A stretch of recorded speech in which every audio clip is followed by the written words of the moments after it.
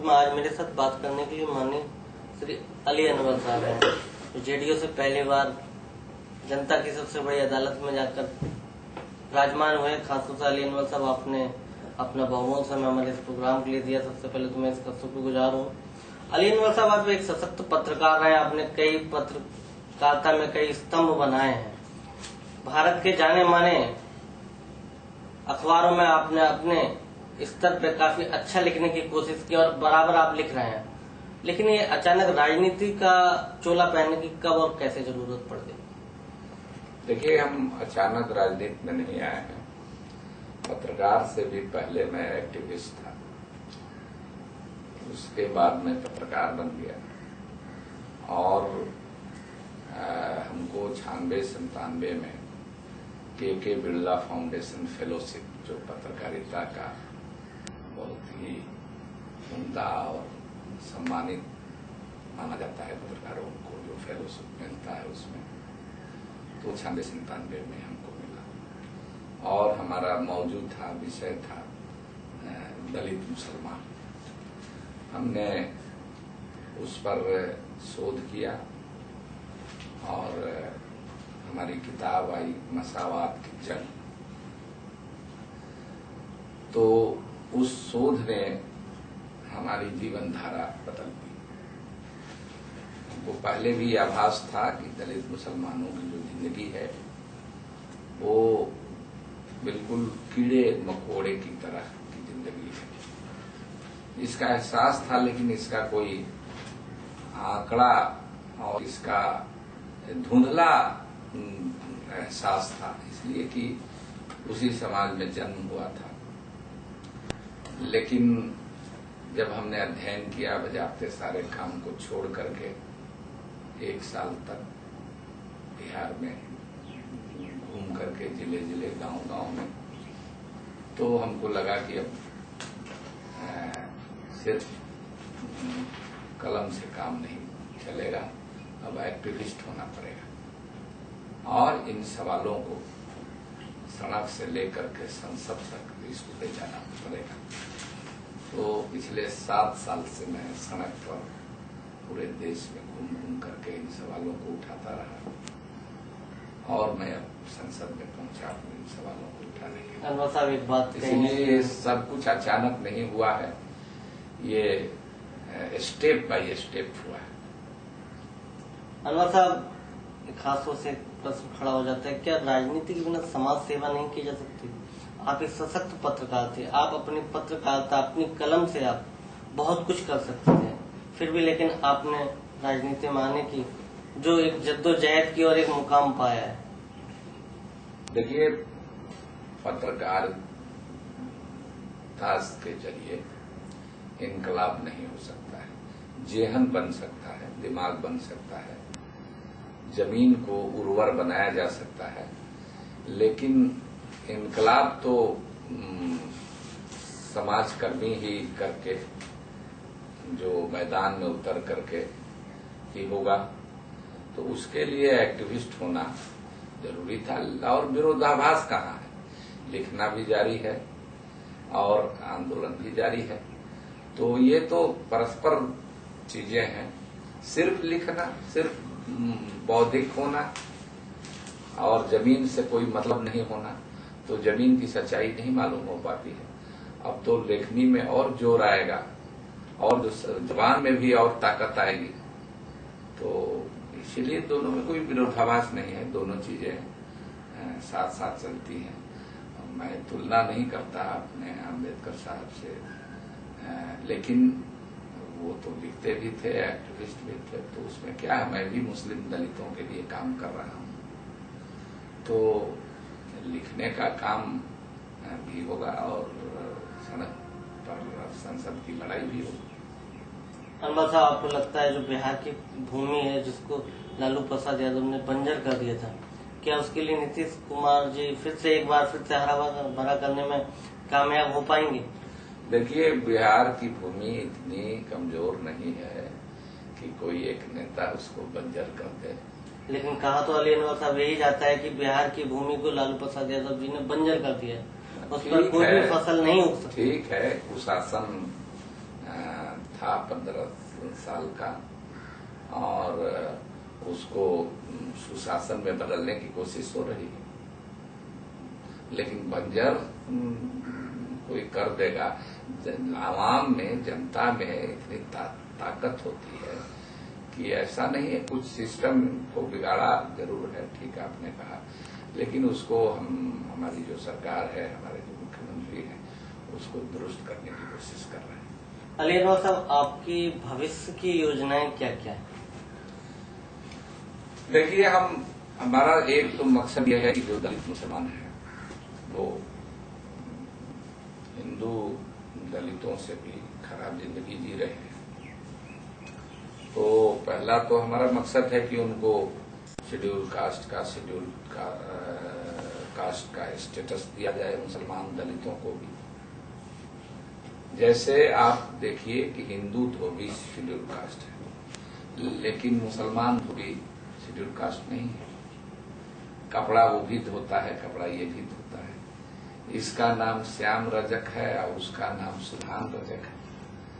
वो धोबी घाट पर कपड़ा धोते धोते मर जाता है, वहीं गधे के साथ मर जाता है, और श्याम रजक उठ करके पार्लियामेंट और असेंबली तक भी चला जाता है, उसको मौका मिलता है। तो ये अपना जो समाज है इतना बेरहम है कि अगर समाज के कमजोर तबकों को संरक्षण, कानूनी संरक्षण नहीं मिलेगा, विशेष अवसर नहीं मिलेगा और आरक्षण नहीं अगर मिलेगा, तो कोई शेड्यूल कास्ट को पार्लियामेंट में नहीं पहुंचने देगा, शेड्यूल ट्राइब को नहीं पहुंचने देगा। उसी तरह से मुसलमानों का ये हिस्सा, मैं सब मुसलमानों की बात नहीं कर रहा हूं, मुसलमान में भी मैं दलित मुसलमान, पिछड़े मुसलमान की बात कर रहा हूं कि उनको विशेष अवसर मिलना चाहिए। ये कमजोर तबके के लोग हैं, तो इनको शेड्यूल कास्ट का दर्जा दिलाना हमारा पहला मकसद है। और दूसरा ये है कि जो मुसलमानों का बड़ा तबका जो है वो दस्तकारों का, कारीगरों का तबका है। उनकी उंगलियों में जादू है, वो बुनकर है, कपड़ा बीनने का काम करते हैं, वो कालीन बनाने का भदोही में काम करते हैं, वो रामपुर में चाकू और छुरी बनाने का काम करते हैं, मुरादाबाद में बर्तन बनाने का काम करते हैं, तो बनारस में बनारसी साड़ी बनाने का काम करते हैं। तो कोई मोमबत्ती बनाता, कोई अगरबत्ती बनाता, कोई बिड़ी बनाता।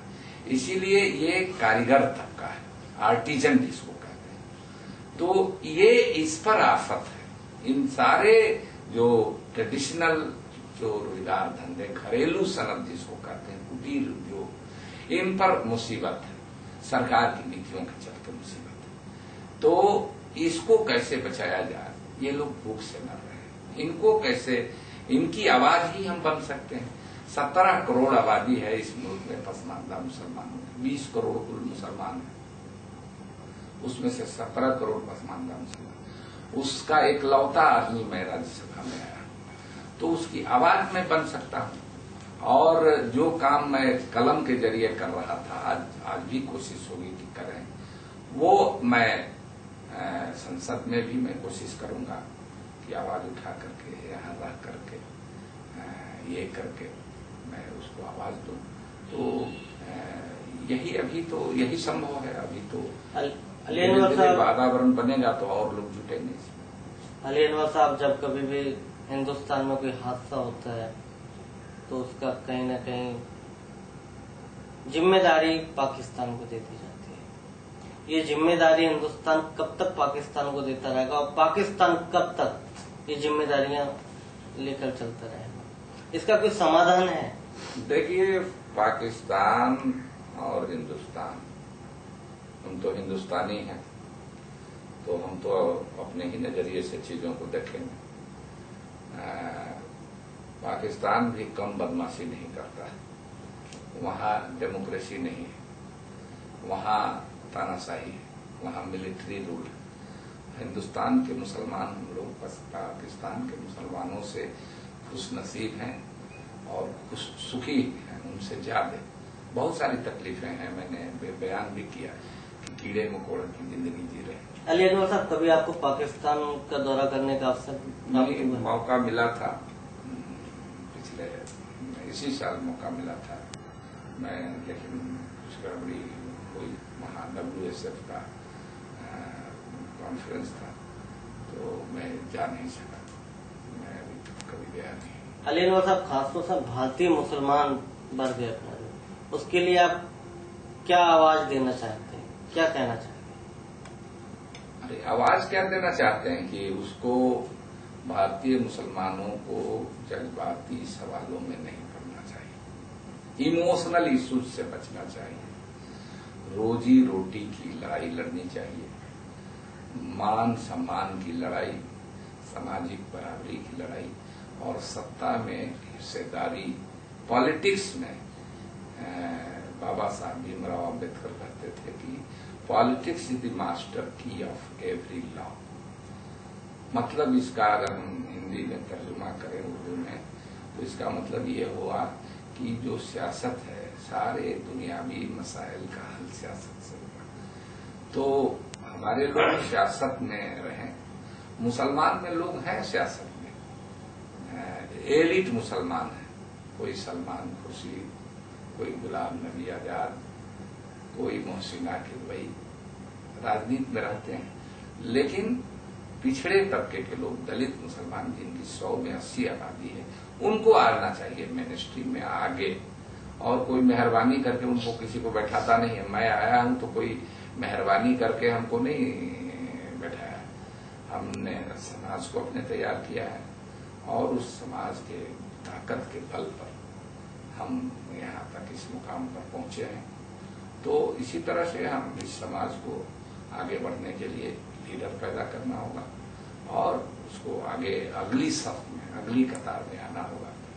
तब जाकर के यही हमारा मैसेज है कि मैंने अगली कतार में आओ, पीछे क्यों दरी क्यों बिछाने का काम करते हो, ताली क्यों बजाने का काम करते हो, जरा भाषण तुम भी करो, अपने यहाँ टूटी फूटी जुबान में ही करो, दूसरे लोग भी जरा तुम्हारी बात सुने। हम लोग कब तक सिर्फ सुनने का काम करेंगे, बोले तो मुंह खोलो।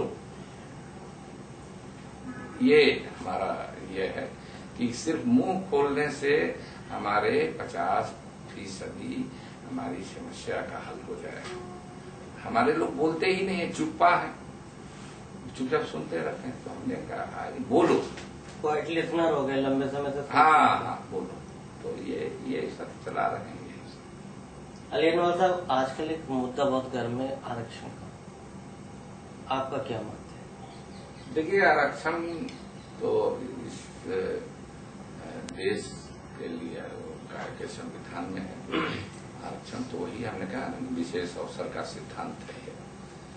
देखिए, परिवार में ही देख लीजिए, जो बीमार हो जाता है तो गरीब परिवार भी रहता है तो अपना पेट काट करके उसके लिए पौष्टिक आहार का इंतजाम करता है, दूध का, अंडा का, मछली का, दवा का, टॉनिक का इंतजाम करता है। काम नहीं वो करता है, बैठ करके खाता है, महीना 2 महीना उसको पुष्ट कराया जाता है। तो उसी तरह से जो विकलांग होता है लड़का परिवार में, तो आप देखिएगा माता पिता का ज्यादा स्नेह उस पर होता है। और वो जबकि कमजोर होता है, नहीं कमाता है, लेकिन जो कमाऊ पूत होते हैं, उन कमाऊ पूतों से भी इस बैठारू पूत, इस अपाहिज बच्चे के लिए माँ बाप का, तो ये नैसर्गिक है, ये तो कुदरती चीज है, प्राकृतिक चीज है कि जो कमजोर होता है, जो गार्जियन का उस पर ज्यादा स्नेह होता है, तो उसे हालांकि समाज, वो परिवार का कष्ट होता है। लेकिन उसी तरह से ये समाज में जो पीछे छूटे हुए तबके हैं, दलित हैं, पिछड़े हैं,